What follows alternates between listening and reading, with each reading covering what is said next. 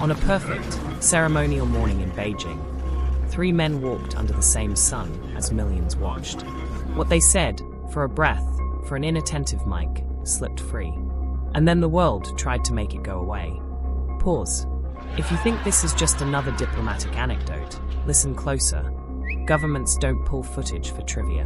Microphones picked up a conversation about longevity. The footage arrived like an accident.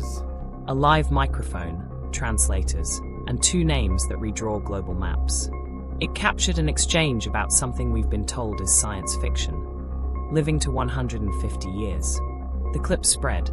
Then Reuters withdrew it after China's state broadcaster rescinded permission. Why remove the clip? Because what looks like a slip can sometimes be a mirror, showing what officials would rather keep polished. The words were simple and strange.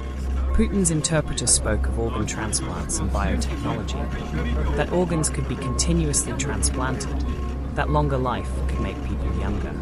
She responded, some predict humans may live to 150 in this century. The exchange was brief, the internet was not. Imagine hearing the future in the middle of a parade.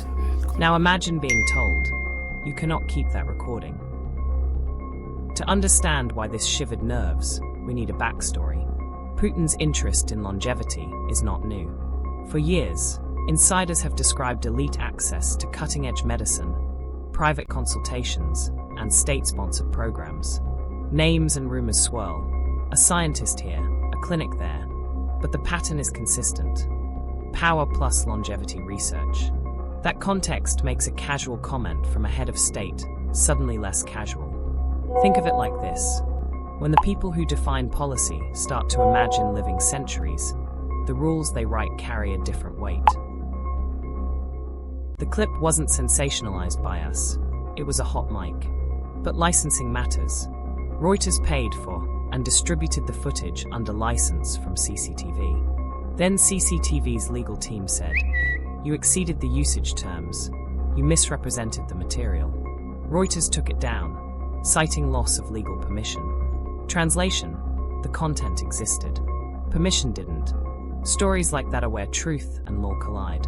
CCTV's letter accused Reuters of misrepresentation.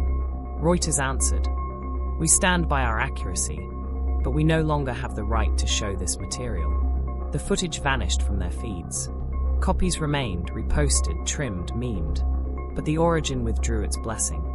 Ask yourself, what does the state fear more, a lie or the wrong kind of truth? When content vanishes at the request of a powerful state, social media becomes the afterlife of truth, fragments, claims, counterclaims. Some commentators whispered about organ harvesting and ethical horrors. Others said this was a scientific fantasy, blown out of proportion. The truth, as always, sits partially visible, like a shipwreck beneath too choppy water. Don't let outrage outrun evidence. Don't let silence substitute for answer. The timeline matters. A candid exchange on September 3rd was captured. Within days, the clip spread. On September 6th, Reuters removed its copy after CCTV complained about editorial treatment and license terms. Those are the dates we can anchor to. Everything else fans out from here. Why does this matter beyond geopolitics? Because the conversation touches technology that will change society. Organ engineering, gene editing, biotechnologies that once belonged to speculative fiction. When leaders speak about making people live longer, they're not muttering to themselves. They're signaling priorities. Resources, research, and regulation. Dates are the bones of a story. Keep your hands on them. If the people who write the rules could live for 150 years, would the rules look different? Would they favor consolidation?